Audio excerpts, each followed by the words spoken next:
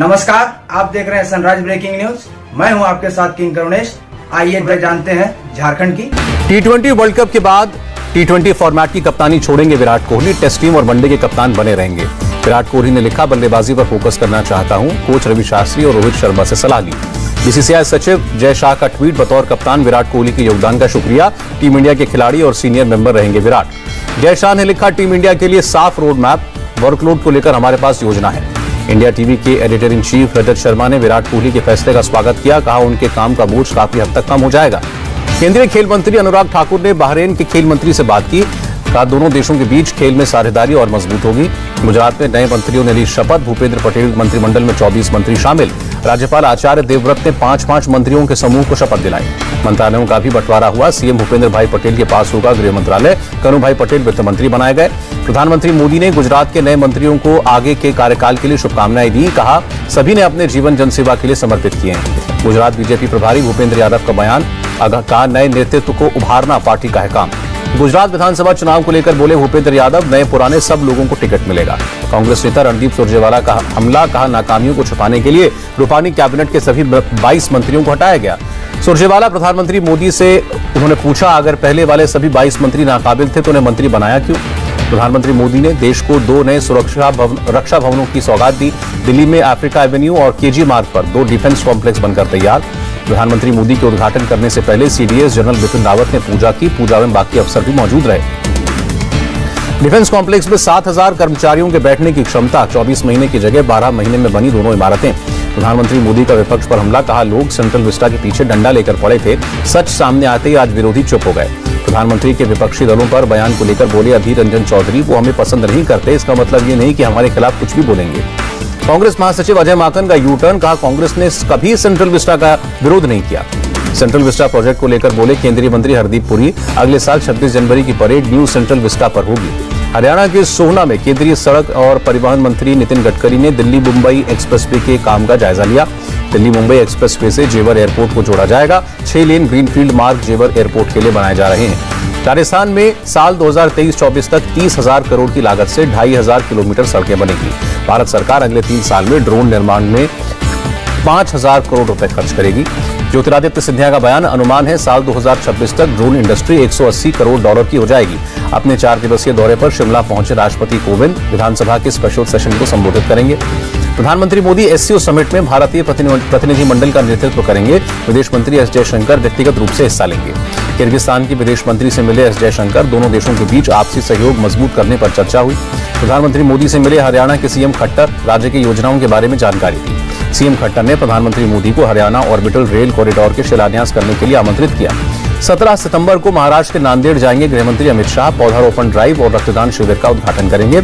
18 सितंबर को एमपी के जबलपुर जाएंगे गृहमंत्री अमित शाह। आदिवासी नेताओं के लिए आयोजित कार्यक्रम में हिस्सा लेंगे।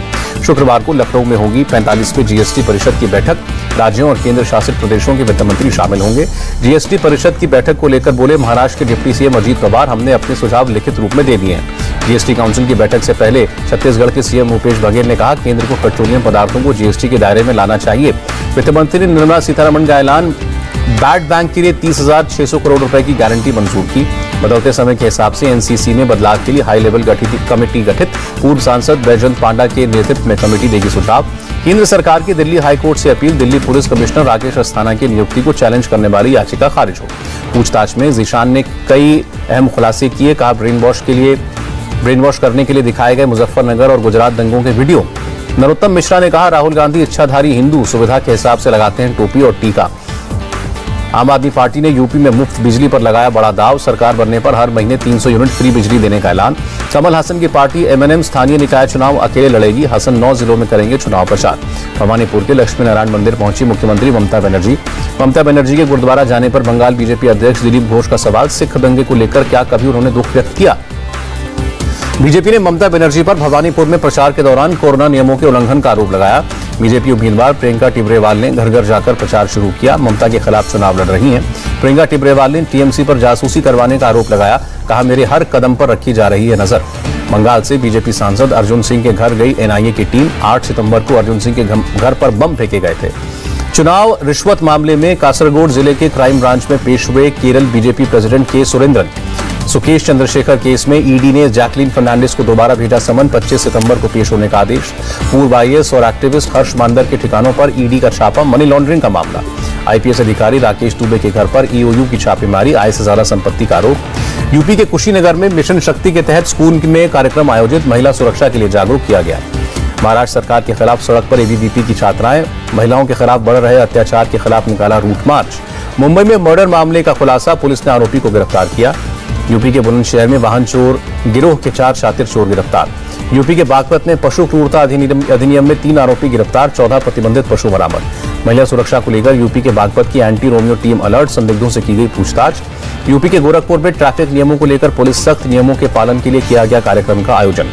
यूपी के प्रयागराज में पति पत्नी के बीच विवाद। महिला हेल्प डेस्क ने आपसी सहमति से कराया समझौता। यूपी के महाराजगंज में झाड़ फूंक से दहशत फैलाने वाले 5 आरोपी गिरफ्तार। यूपी के हमीरपुर में धोखाधड़ी कर एटीएम से पैसे निकालने वाले 2 आरोपी गिरफ्तार। यूपी के शाहजहांपुर में हत्या का खुलासा। 25,000 के 2 इनामी बदमाश गिरफ्तार। बिहार के कटिहार के 2 बच्चों के बैंक में अचानक करोड़ों रुपए आने की फैली अफवाह। बैंक मैनेजर का बयान, कोई पैसा ट्रांसफर नहीं हुआ। राजस्थान के झुंझुनू से हिरासत में लिया गया आईएसआई के लिए जासूसी करने वाला युवक। आईएसआई को भेजी गोपनीय सूचना और फोटो। यूपी के कानपुर में पुलिस का जागरूकता अभियान। जर्जर घर में रहने वाले लोगों से बारिश को देखते हुए जगह बदलने की अपील। यूपी के कई शहरों में भारी बारिश की वजह से हादसे। 12 लोगों की मौत। ओडिशा में कई इलाकों में तैनात एनडीआरएफ की टीमें। 25 मेंबर की 5 टीमें भेजी गईं।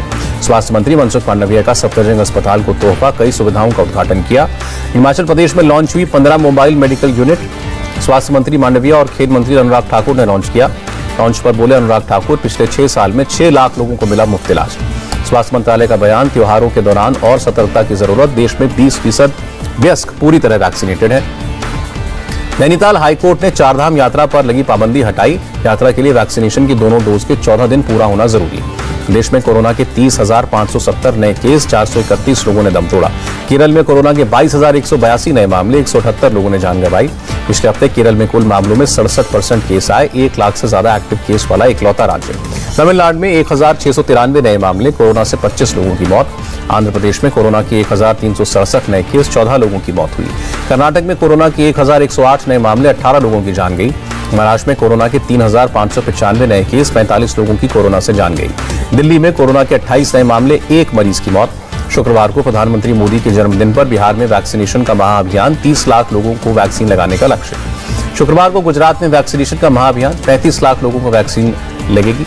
हरियाणा में 20 सितंबर से खुलेंगे 1ली से 3वीं तक के स्कूल। गाइडलाइंस का करना होगा पालन। असम में 20 सितंबर से खुलेंगे 10वीं के स्कूल। स्कूल स्टाफ और टीचर्स का पूरी तरह वैक्सीनेटेड होना अनिवार्य। यूपी के झांसी में लोगों से कोरोना नियमों का पालन करने की अपील। सीसीटीवी, अलार्म और वाहनों की चेकिंग की गई।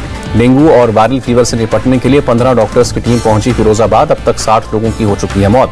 यूपी के मथुरा में बढ़े डेंगू के मामले। डेंगू के 298 मरीजों में से 250 ठीक होकर लौटे।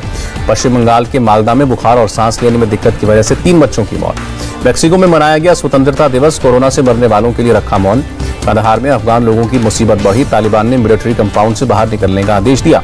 काबुल में एक भारतीय नागरिक के लापता होने की खबर। एमईए का बयान, हम लगातार संपर्क में हैं। विदेश मंत्रालय के प्रवक्ता ने कहा, काबुल एयरपोर्ट शुरू होने के बाद ही बचे हुए भारतीयों को निकाला जा सकता है। अफगानिस्तान में फंसे भारतीयों की वापसी पर बोला विदेश मंत्रालय, वापस आने वाले भारतीयों पर हमारी निगाह। यूएन चीफ ने जलवायु परिवर्तन को लेकर दी चेतावनी। कहा, ग्रीन हाउस गैस उत्सर्जन को कम करने के लिए बनाना होगा प्लान। चीन स्पेस स्टेशन से वापस लौटेंगे 3 एस्ट्रोनॉट्स। 90 दिन स्पेस पर रहने के बाद होगी वापसी। रिकॉर्ड बढ़ोतरी के बाद बंद हुआ शेयर बाजार। सेंसेक्स में 417 अंक का उछाल। निफ्टी भी 110 अंक ऊपर। और यूएस डॉलर के मुकाबले 2 पैसे गिरा रुपया। $1 की कीमत 73 रुपए 52 पैसे।